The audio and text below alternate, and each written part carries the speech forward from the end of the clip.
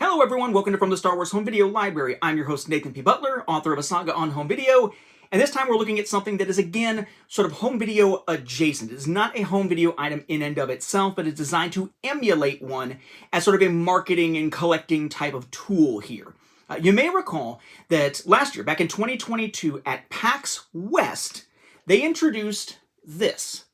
I have an its protective case here, so a little bit shiny, but this is basically limited run games doing a Switch physical version rather than digital of the Switch version of Knights of the Old Republic, right? That seminal Star Wars video game originally released for Xbox back in the day. And it's basically that Switch version with a Steelbook case and everything and all kinds of coolness put into this case that is meant to resemble not only a VHS slipcover, but also a VHS cassette. We looked at that in an episode when I got my hands on it later because any remaining stock they put on the Limited Run Games website for purchase. They are all sold out now, but you can still find it on places like eBay if you're someone who likes the idea of a non-home video item designed to look like home video to put in your Star Wars home video library. Well, now they've done it again. Only this time it was so awesome I couldn't wait until Limited Run Games put it on their website for sale. When this was released at PAX East, I decided, you know what, I'm going to hop on eBay even as PAX East was still going and see if anybody's put it up for sale. And sure enough, somebody did for a reasonable amount, so I hopped on it. And that is because it's basically a similar product to this, but for what is basically my favorite Star Wars game of all time, with a little asterisk up in the corner. Now, I've been a big video gamer for my entire life, with a few lapses here and there, but pretty much my entire life, at least since the Nintendo Entertainment System era.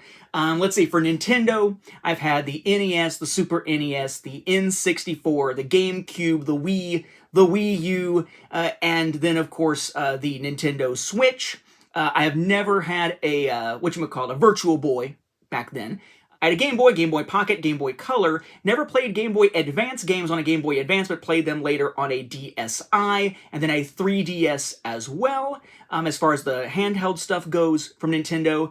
For Sega, I had a Sega Genesis with a Sega CD2 attachment to it, but that's pretty much as far as I went with Sega. From a Microsoft standpoint, Xbox, actually I had two Xboxes, because one of them died. Xbox 360, the Star Wars version of that, had an Xbox One and then replaced with an Xbox One S, which then eventually caught on fire, so we don't have that anymore. Oh, and I forgot, we're talking about Sega, I also had a Game Gear and a Nomad at one point, but primarily these days we tend to play on Sony platforms. I never had a PlayStation 1, I did have a used PlayStation 2, I had multiple PlayStation 3s, the Metal Gear Solid one that had to go in for repairs and they replaced it with a non-Metal Gear Solid fat one, and then at least one slim one that I still use as my primary 3D player at this point, or I guess a super slim, not a slim, because there were three different versions of it. And then a PlayStation 4, which then got sold off and replaced by a PlayStation 4 Pro, so I could have more fidelity with the PSVR and the PSVR version 2 at the time, not the current one for PS5, but the version 2, the updated version of it. Plus another PlayStation 4 Pro when one of them was off for repairs because its disk drive was dying, and then the disk drive on the other one started dying, and so on, and now a PS5 disc edition. And then also loving VR, a Quest, and then a Quest 2. I'm a big person who's like loving video games. Oh, and for Sony, almost forgot a Vita and a PSP Go prior to that. Yes, I was one of those weird people who bought a PSP Go instead of a regular PSP. What was I thinking? Point being, I enjoy Star Wars video games, but I'm not a collector of them, right? If a system leaves my possession, I don't keep the games. Like, I loved Rebel Assault for what it was worth on Sega CD, but I don't have the Genesis with the Sega CD anymore, so I don't have it anymore. The Rogue Squadron games, I don't have a GameCube anymore. I don't have a Nintendo 64 anymore, so I don't have those anymore. Typically, when I'm done playing, I send them off.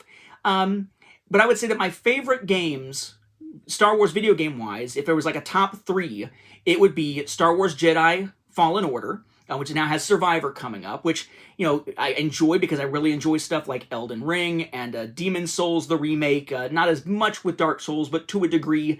And it's a fun game. Too much backtracking, but a fun game. I'm looking forward to Jedi Survivor.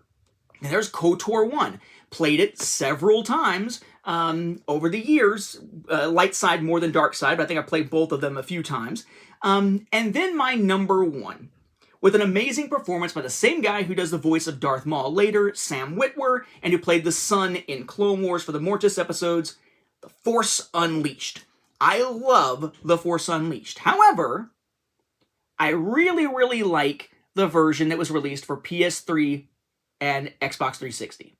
And that is the version that has really solid graphics and just plays really, really well, but it's just definitely more of a visual showcase than any of the other versions released at the time. At the time, whatever podcast or whatever it was that I was on, I did a deep dive into all the different versions of The Force Unleashed. I played the mobile version, just not the iOS, the regular mobile version. I played the Wii version. I played the Nintendo DS version and all this. Just played all these different versions of them to make the comparison and be able to talk about what they did and didn't do that were the same or different or whatever.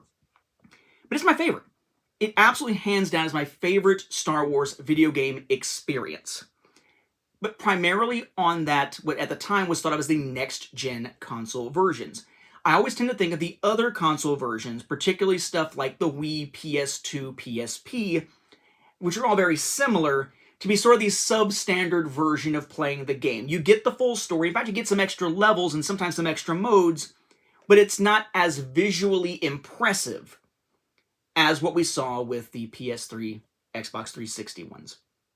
Well, what they've done here is take the Switch version, which itself is basically based on the Wii version of the game, one of those kind of substandard, second tier, you could call it, versions of the game, and given it this treatment here from limited run games. And that, with all that preamble, is this. So we have what looks like a VHS case here. Star Wars, The Force Unleashed, Starkiller there, destroyed. TIE Fighter here, a Starkiller with some troopers coming after him there. Then down at the bottom, it's based somewhat on like, kind of like the Faces mods. It's like if you took the Faces aspect of it, but used the other aspects of the 1995 THX Remastered Edition style covers, but you kind of done something different with the art itself. So down here where you normally have THX stuff, it has the LRG for limited run games, Forever Physical. Their whole thing is taking stuff that might otherwise have been released only digitally and giving you physical versions of it, usually in a limited number, sometimes with multiple different editions, as in the case with this. This happens to be the PAX East convention exclusive version of The Force Unleashed, but there is sort of a standard version out there from limited run games that you could get that is also included inside here. So we got this. Then the sign makes it clear this is a Nintendo Switch video game. Logo, Starkiller here, LRG Forever Physical again. Lucasfilm Games logo. Same thing on the other side. The top is just the logo again. No bottom because it's meant to pull out like it's a VHS cassette there. And then here's the back. Very much like the VHS cases, of course. It says the galaxy is on the brink of darkness. The evil galactic empire has overthrown the old republic and now holds countless worlds in the grip of fear. The Jedi Knights have been all but destroyed. Only a handful have escaped Imperial forces, disappearing into hiding across the galaxy. The Emperor's spies have located a lone Jedi Knight on the Wookiee homeworld of Kashyyyk. The Sith Lord Darth Vader has been sent to destroy him. So, setting up the opening chapter of the game, so the prologue, basically, for the game. Then you've got your images from the game that make it clear that, yes, we are dealing with the Wii / PS2 / PSP, etc. graphic type version here. Does mean some extra levels, though. It doesn't look too bad. It's just it doesn't look great, even by the standards of the day. Then you got the different companies involved. Chrome Studios, they were the ones who made that version of The Force Unleashed back in the day. Limited Run, who's putting it out now. Aspire or Aspire, who does these reissues. Same thing with this. Then Lucasfilm Games. Then all your legalese and stuff down here. It is noted as copyright 2022 because that's when the game, I believe, was reissued. This is from 2023, the specific product here, the specific version. Gives you the languages down here: English, French, German, Italian, Japanese, and simplified Chinese with Spanish. 3.4 gigabytes, and then some product number type stuff down there. As with KOTOR, it's designed to look like a VHS case over a VHS cassette. So nothing really fancy on the sides to look like VHS other than the color. The back meant to look like a VHS. And then here is your actual cassette-looking cover. Again, I'm very fond of this because the Saga on Home Video First Edition had a cover designed to look like a cassette like this. So here you've got Star Wars The Force Unleashed, the logo again, the different languages, Forever Physical, LRG, your various warnings, in this case about epilepsy and whatnot, copyright information, 3.4 gigs, limited run games, Lucasfilm, Aspire, Chrome Studios, product number stuff, and this is limited run games number 146 in their run there. Now you open the top and you can't actually get to anything. It is blocked off because the size of the case for a Switch game is going to be smaller than this. So you need something to block it so it's not rattling around. You need to take it out from the bottom. And inside you're going to find two cases again, just like for KOTOR. There's a Steelbook inside that you can use to hold everything. It does not come with everything in it yet. Everything's in the other case. So we have the Force Unleashed with this nice embossed art here with the frame for Lucasfilm games running around it. There's Star Wars The Force Unleashed. Different company logos here for Aspire, whatever, limited run, and Lucasfilm games. And inside, you have the art that is essentially the art used for all the original covers of the game here, plus a place to put your instruction booklet and your Switch cartridge if you want to use this as your primary case. But then you've got the game as it was originally released here, and this is how it actually packages the game and instruction booklet inside here. So we have the Nintendo Switch logo up here, limited run, the rating, the familiar cover art there. The back here, going through it, it says, "Unleash the power of the Force, like never before in this remastered chapter of the Star Wars Legends saga." Kind of a cool way to kind of tweak the wording of some previous promotional material there. Unleash devastating Force powers and wield your lightsaber with the Switch Joy-Con. That is one cool thing about it if you're playing on a TV or with your screen on a stand for the Switch, is you can do the motion controls the way that you would with the Wii version of it. Discover the Legends story. Legends, they are really emphasizing it here, of Darth Vader's secret apprentice, set between episodes 3 and 4.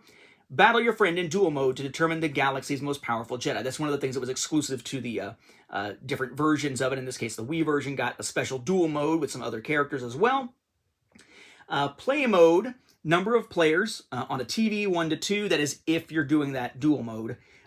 When you've got your mode where you got like the screen separated from the Joy-Cons, 1 to 2. And then handheld, 1 player. A Nintendo Switch Pro controller compatible, Aspire, Chrome Studios, Lucasfilm Games. All your legalese here, your epilepsy warning, your rating there, it's rated T for teen. For violence, limited run 146 again, licensed by Nintendo, and then your various, other legalese stuff and UPC and all that. Then just like a Switch game, you'd normally see the little Switch logo and then the title, and then in this case, it's got limited run down at the bottom. Now, if you're interested in seeing something that's a little bit more like what we got with the original Wii version of the cover, there is an option to do that. Try to take the booklet out of here without damaging anything. There we go, and the cartridge. Because it is a reversible cover that basically just takes it and changes out the spine and the cover, removing the Switch thing, so it actually could look similar to, but a different size than the original Wii version of it. Then you have the actual cartridge here that says, I'll show you here in a second, it says Nintendo Switch up at the top like you would normally see. The logo with the background of the cover art, rated T for teen, Lucasfilm Games, limited run, and then the product number and stuff down at the bottom. Teeny tiny there, as any Switch cartridge is. And then a nice little tiny version of the instruction manual. Not nearly as crazy in thickness as for KOTOR, but, nice little instruction booklet, tells you everything you need to know to be able to play. It is updated, of course, for the new system, so it is a controller diagram there for playing on the Switch. Again, not my absolute favorite version of the game, but still pretty cool. You can actually play The Force Unleashed now on the go, on a Switch, on a modern system. If you want to call the Switch a modern system, that's probably a debatable thing. But now this really cool way to get it for someone who is a fan of the game and of Star Wars on home video. A very nice way of having one of my favorite Star Wars video games of all time. I give it the asterisk because it's not my favorite version of this particular game, but I'm actually probably going to replay this using the cartridge that is in here. I'm kind of stoked to dive back into that game because I haven't played it in quite a while. I had actually just repurchased them as digital copies from the Xbox Marketplace to play them on my Xbox Series X relatively soon before that sucker caught on fire and was gone. And we have not replaced it with any other Xbox-type stuff since. I would also note that because this was picked up actually at PAX East, there was a couple of little other items that came with it from this particular seller that you would have gotten at PAX East, but they're not really part of the product itself. Little card, advertising card there for Forever Physical Limited Run. I do find that a bit ironic because these days I tend to want to get stuff digitally. Like, primarily the reason we have a disc drive on our PS5, aside from that's just the one we were able to get, because my wife won it, is the fact that we could play 4K movies on it. I tend to prefer to get the games digitally, whether we're talking about something that's like a big name like Elden Ring or something, smaller. I tend to prefer digital at this point, and then I just kind of archive them. It also forces me to play the freaking games and clear them off to make room for new stuff, so I've got to actually get some progress in on certain games. But we have a Forever Physical Limited Run, Facebook, Instagram, Twitter, legalese and whatnot. Then on the back, at Limited Run Games, shows them again. Shows also they have their Reddit and their Discord, tells you where to find those and all that kind of stuff here. The next, it came in a bag. Limited Run Retail, thank you, and the website down at the bottom. Similar over here, except it also has the stuff running on the sides here. That say Forever Physical, Forever Physical, Forever Physical. And on the other side, Forever Physical, Forever Physical, Forever Physical. I think we get the point at this point. But yeah, so if you're looking for these, there's actually two of these now to get your hands on. There is the KOTOR one from PAX West last year, and then there is the Force Unleashed 1 version from PAX East this year. This one was a convention exclusive, eventually went up on the Limited Run Games website, sold out since then. This one, as of the time I'm recording this on April 2nd, 2023, has been available at the convention, is going to be made available in limited numbers for what stock is left on the website, but has not been available on the website yet, so you might still be able to grab it through there. They are popping up on eBay, though, as well, as in the case of the one that I picked up. So with that, we'll wrap up this episode. Thank you for watching, and may the Force be with the home video viewers and the Star Wars gamers, of which I count myself among both tribes.